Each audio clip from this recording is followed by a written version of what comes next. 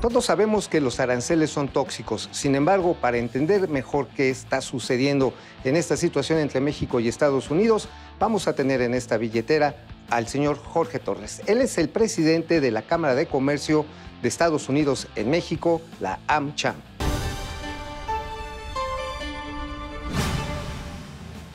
México y Estados Unidos estamos en un intenso proceso de negociaciones comerciales, pero también migratorias. En México existen muchas empresas, pero la American Chamber congrega a más de 1,450 empresas de inversión estadounidense que negocia en México. Por eso hemos invitado el día de hoy a Jorge Torres, quien es presidente de la AmCham. Bienvenido, Jorge. Muchas gracias, buenas.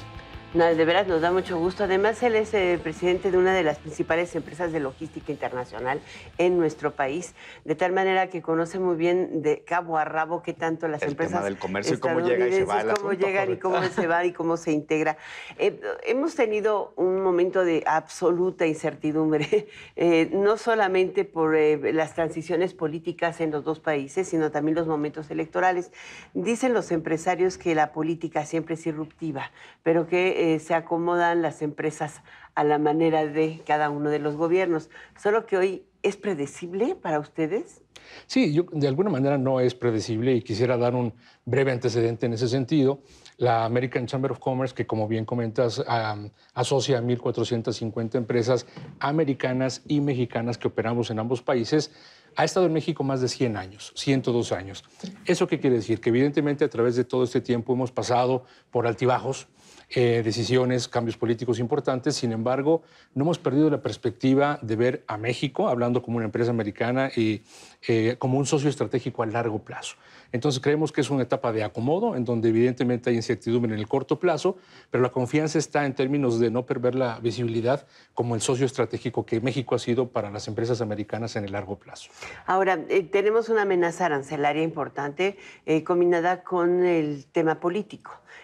Migración, aduanas, o sea lo que sea, es la primera vez que tenemos un reto que pudiera llevar inclusive a un bloqueo económico, es lo que ha dicho el presidente Trump. O el retiro de las inversiones, que lo dijo por ahí en un tuit. En octubre, ¿no? Sí, en octubre. No en un tuit. En realidad lo dijo en el documento que dio, en el que da a conocer una represalia que solamente se había aplicado a países con quienes tenías una confrontación política o bélica. O a quienes querías aislar del mundo por tu conducta política. Muy interesante ese punto. Entonces, hoy por hoy eso no está sucediendo y México es uno de los receptores más importantes de la inversión norteamericana, pero también de las importaciones norteamericanas y estamos integrados, punto. Y tenemos un tratado en negociación, en firme, en proceso de ratificación. Sí. ¿Qué hacer con todo eso? Claro.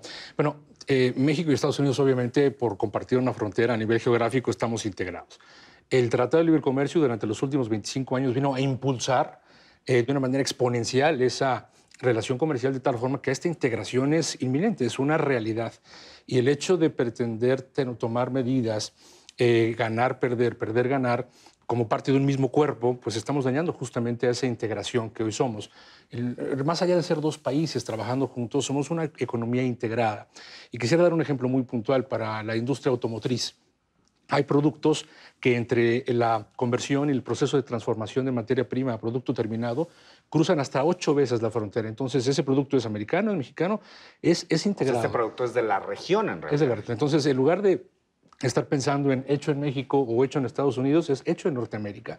Y me parece que lo que tenemos que estar promoviendo es una relación ganar-ganar a largo plazo, porque es conveniente. La interacción y la interdependencia de las dos economías es inminente, eso no va a cambiar. Y mientras nosotros estemos afectándonos internamente, bajamos el nivel de competitividad de la región en el mercado mundial y nos pone en una posición pues de desventaja, y eso no debería ser. Ahora, la US Chamber of Commerce está anunció de cualquier manera el inicio de un litigio para impedir que la utilización de poderes emergentes para dañar empresas norteamericanas, porque esto finalmente así se está entendiendo y es un daño que no tiene una racionalidad ni bélica ni política aparente o real. De tal manera que, aquí, ¿qué piensan hacer aquí los integrantes de la US Chamber of Commerce? Claro, para dimensionar el problema y después ver qué es lo que vamos a hacer, de US Chamber of Commerce, con quienes tenemos un contacto directo, evidentemente, como American Chamber of Commerce de México. ¿Son pares? Sí, somos pares. Ellos son US, aquí es American Chamber. Exactamente. El cálculo que se ha hecho en términos de entender los alcances económicos, la aplicación de un 5% representaría un incremento en los pagos de las importaciones de México a Estados Unidos de 17,000 millones de dólares. Y viceversa. Y pensando hasta en un 25, que no creemos que sea el caso, representarían 86,000 millones de dólares. Entonces, ¿quién va a pagar eso? ¿Lo va a pagar México? ¿Lo va a pagar Estados Unidos? Lo vamos a pagar todos. Lo vamos a pagar los dos, porque finalmente las empresas... ¿Hace inviable la operación de las empresas esto? Sí, cualquier medida que vaya en detrimento del flujo de mercancías, del flujo del comercio internacional, va en detrimento, independientemente de esa visión limitada, me parece, de ganar, perder, ganar, nos pone en una posición, pues, de ser menos competitivos ante el mercado, porque finalmente los productos hechos en la región se exportan al resto del mundo y evidentemente eso hace que no seamos tan competitivos como pudiéramos. ¿Qué estamos haciendo? Estamos muy atentos para ver estas medidas. Estamos teniendo un contacto directo con los decisores de las empresas americanas que operan en México. Las casas matriz están en Estados Unidos, estamos en contacto directo.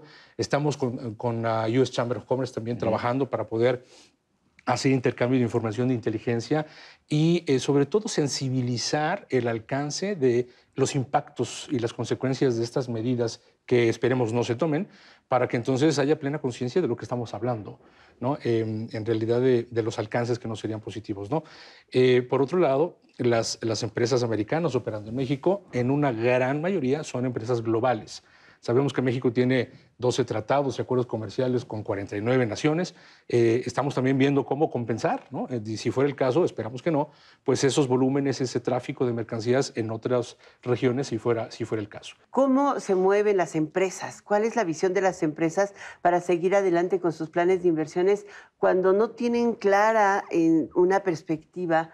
No solo de programas de gobierno, en México ha habido un cambio sustancial, o al menos no hay una definición muy puntual de la política energética que se va a seguir y la participación del sector privado. En American Chamber, una gran cantidad de empresas energéticas participan. Correcto. O entraron a participar más activamente a partir de la reforma energética. Correcto. O sea, ¿cómo le están haciendo para lidiar con la impredecibilidad de la política? Sí, cómo no. Igual para dar la respuesta, un par de datos como antecedente. Estas 1,450 empresas que representan a todos los sectores, incluido el automotriz, el aeroespacial, el high-tech, farmacéutico, el energético, generamos en México 2,5 millones de empleos directos formales. Generamos 6 millones de empleos indirectos. Contribuimos al 20% de la generación del Producto Interno Bruto y representamos más del 21%, 20% de la generación del Producto Interno Bruto y contribuimos con más del 21% de la inversión privada en México. Entonces, esa es la huella de las empresas que operamos en American Chamber. Contestando la pregunta, el año pasado, 2018, el ritmo de inversión fue... O sea, estas empresas participan en nuestra economía casi igual que lo hace el gobierno de México. Así O sea, así de simple. El gobierno de México tiene un impacto económico real con gasto público del 17% del Producto Interno Bruto. Y ustedes el 20%. Y ellos 20%. del 20%. O sea, 3% arriba. Arriba, o sea, ese es el tamaño. O sea, es como si desaparecieras la actividad económica del gobierno, es lo que está en juego. Que, digamos, para irnos al Sí, extremo bruto. es lo que pasaría en Pues, caso ¿qué de que se impacto? determinara... Esa es la huella. El impacto obviamente sería, ¿no?, proporcional, habría que irlo midiendo, pero específicamente en términos de la huella que tenemos, la inversión de estas empresas en México el año pasado fue de 5,000 millones de dólares. Independientemente de la ratificación del Tratado de Libre Comercio por los 3 congresos que esperamos se den este año, el ritmo de inversión que veníamos teniendo estaba confirmado, 5,000 millones de dólares para el año 2019. Entonces, ¿qué es lo que estamos viendo? Mantener en este año el ritmo de inversión, sin embargo, las medidas que se vayan a aplicar afectarán en el mediano o largo plazo, ¿no? Entonces, yo creo que lo que las empresas estamos viendo es estar muy atentos para, en su caso, tomar decisiones en el mediano o largo plazo. Realmente apelamos a que este diálogo, esta negociación se dé en los mejores términos, porque, repito, hemos estado aquí más de 100 años y seguimos viendo a México, y lo digo como mexicano, representando los intereses de una empresa americana, pero realmente estamos integrados, apelando a que no se pierda la visibilidad de tener esta relación comercial como un largo plazo en donde esta certidumbre se dé y salgamos avante como resultado de esta negociación. Yo que te iba a invitar a platicar en la billetera de los minimis y que sale lo de Trump. Entonces, lo de los minimis. Sí, porque sí, claro, finalmente se va a ampliar el arancel si se ratifica el tratado. Correcto. Para que podamos traer bienes a través del sistema logístico y es un cambio importante inclusive también en la relación de consumo entre los dos países que puede ser diferente. Hoy el reto es cómo se puede integrar el sector privado, lo está haciendo el Consejo Coordinador Empresarial, y ustedes son un organismo permanentemente invitado a ellos. ¿Cómo poder lograr participar? No son hacedores de política pública, pero sí en mecanismos de solución para incorporar migrantes o para resolver el problema también de desarrollo del que habla el presidente Andrés Manuel López Obrador, porque finalmente cualquier decisión que se tome puede ser inmediata en términos de contención, pero hay que resolver el problema de fondo de la expulsión de trabajadores y de personas de nuestras economías que tienen un grado de subdesarrollo importante. Correcto, sí, tenemos una relación muy cercana con el Consejo Coordinador Empresarial. Con Carlos he tenido conversaciones y como aliados, entiéndase, Consejo Coordinador Empresarial y American Chamber, estamos trabajando muy de cerca. El intercambio de información que tenemos es también muy dinámica, muy ágil para poder ver desde nuestro sector y ámbito cómo contribuir. Me parece que al momento de mencionar que tenemos la generación de 2.5 millones de empleos, 6 millones de empleos indirectos, justamente esa es la propuesta que nosotros tenemos en términos de la oferta laboral, ¿no? Para México, para los mexicanos, quienes habitamos en este país, y ese es uno de los principales elementos que ponemos en la mesa para contribuir en ese sentido. La oferta laboral. ¿Ya ha funcionado el programa de Jóvenes Construyendo el Futuro? Ha funcionado muy bien, una proporción muy importante de las empresas ha incorporado ese programa. ¿Están contentos? Estamos contentos, sobre todo mostrando la voluntad, ¿no? Con hechos concretos, el de colaborar con la agenda social del gobierno federal a través de este tipo de programas y muchos otros, ¿no? Como colaboración de actividades en las comunidades donde operamos, en donde trabajamos. Inversión con dimensión social. Sí, exactamente, ¿no?